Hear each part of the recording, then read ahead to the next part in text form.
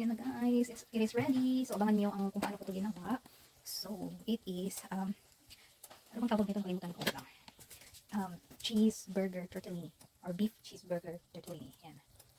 Ayan, napakasarap.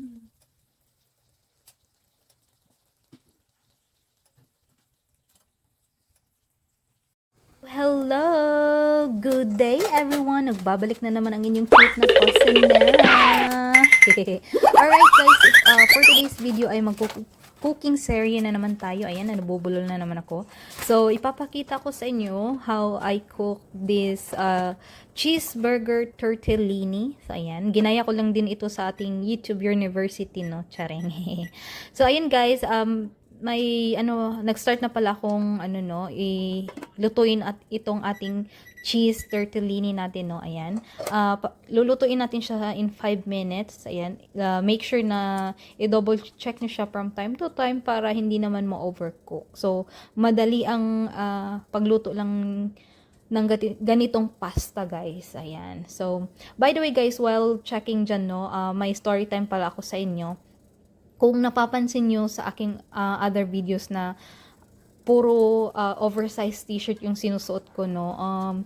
Ako lang ba to guys? Or kayo rin na gusto nyo rin magsuot ng mga oversized t-shirt, lalo na pag nasa bahay lang kayo? Kasi, di ba napaka-comfortable niyang suotin. Tapos, ito pala guys, sa husband ko to siya, yung mga pinaglumaan na niya ng mga damit, no, hindi niya na sinusuot. Sabi niya, itatapon niya na daw. Sabi ko, wag mo na itapon kasi pwede pa yan isuot. Gusto ko yung isuot kasi lalo na dito lang ako sa bahay, no. Very comfortable siyang isuot, guys, no. Ayun. Yun lang.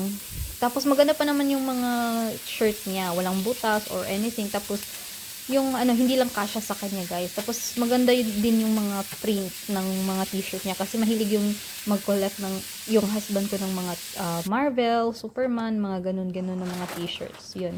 Tapos, balik tayo sa ating niluluto, guys, no? Ang dami ko ng chika.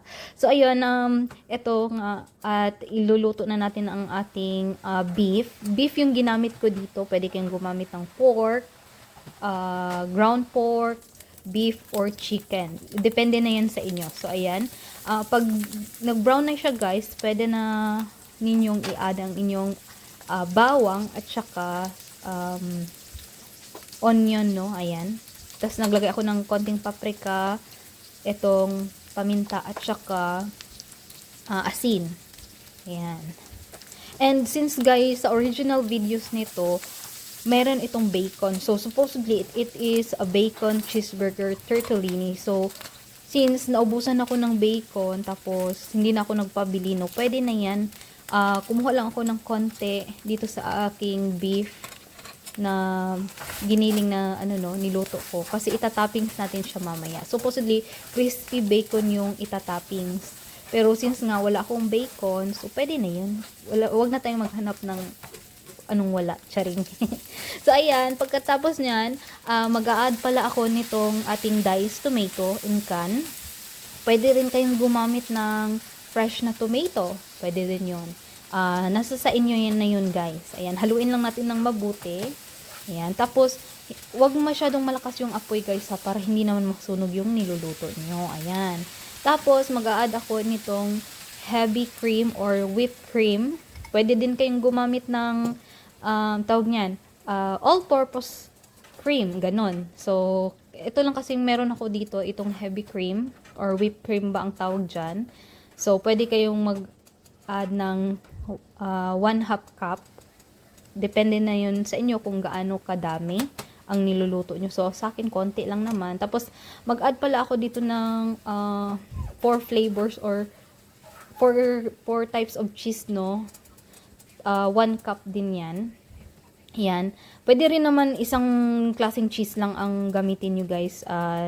Depende na yan sa inyo din. So, ako, kasi ito yung available dito, tapos itong madaling gamitin din. So, ayan, pinahinaan ko na dyan yung apoy para hindi naman matuyo yung ating sauce. And then, pwede din kayong mag-add, guys, ng sauce sa ganito, no, kung anong prefer nyo. So, ayan, haluin natin ng mabuti. Ayan. Tapos, ito na nga, itatoppings ko na itong ating sineparate kanina na ground beef, no.